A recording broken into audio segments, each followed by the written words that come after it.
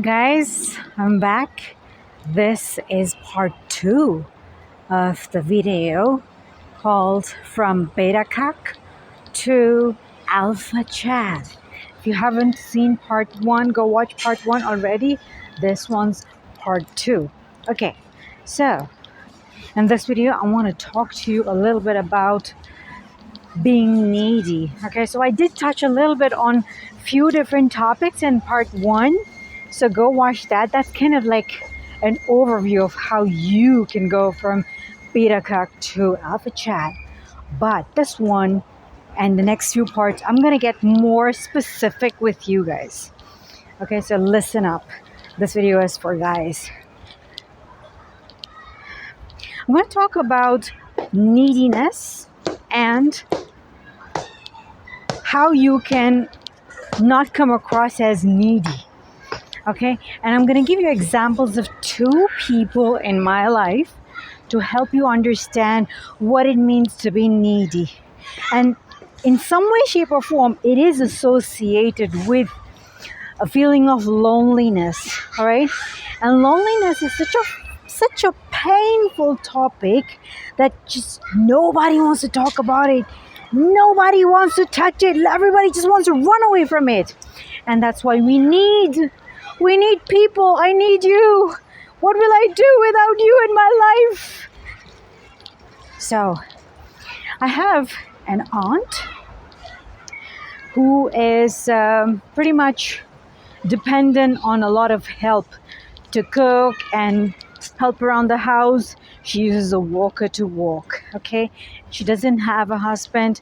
Child is not very much involved. Grown-up child is not involved in her life, and so she calls us up. This was when I was in India. I was observing, and I got calls. Like we got calls from this person 3 times a day, asking. She would be interested in what's going on in our life, obviously, because she had nothing going on in her own life.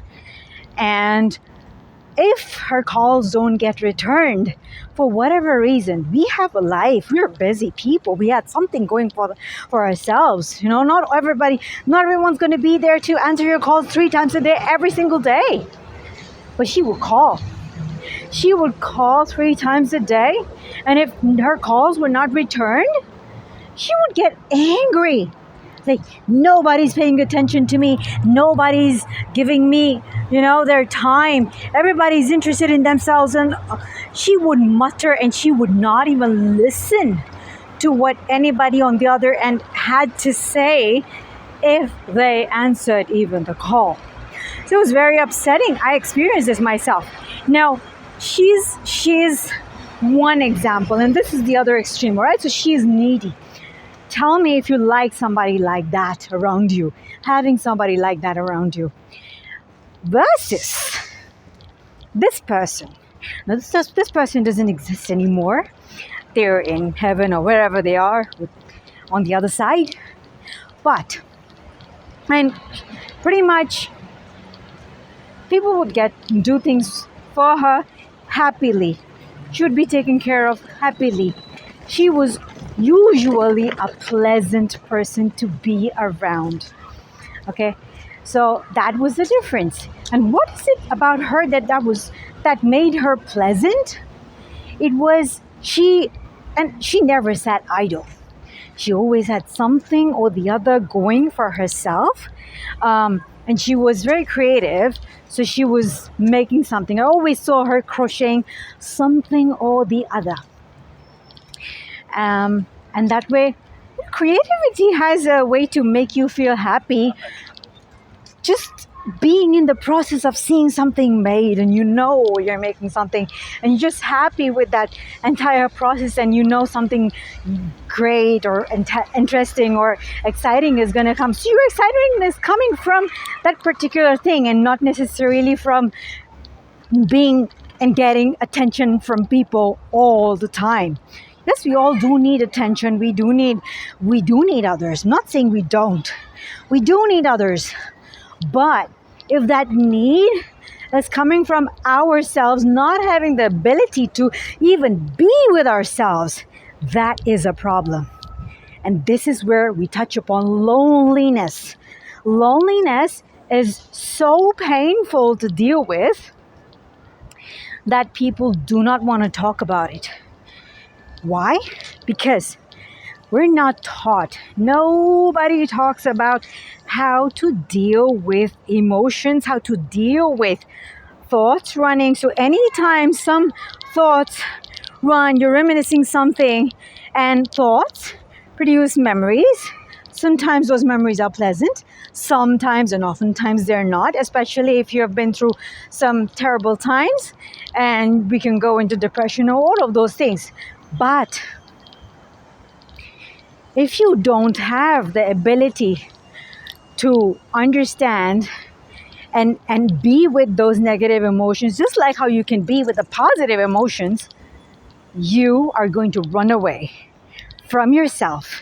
And that is the definition of loneliness, right? I have a video on how to meditate. If you learn to meditate, you learn to sit with your emotions, all right? I also have an article on loneliness and how you could approach whenever you're greeted by loneliness. I'm not saying you don't need others. No, I'm sorry. I've written a book on self-love, all right? And it doesn't mean you don't need other people. You do need other people.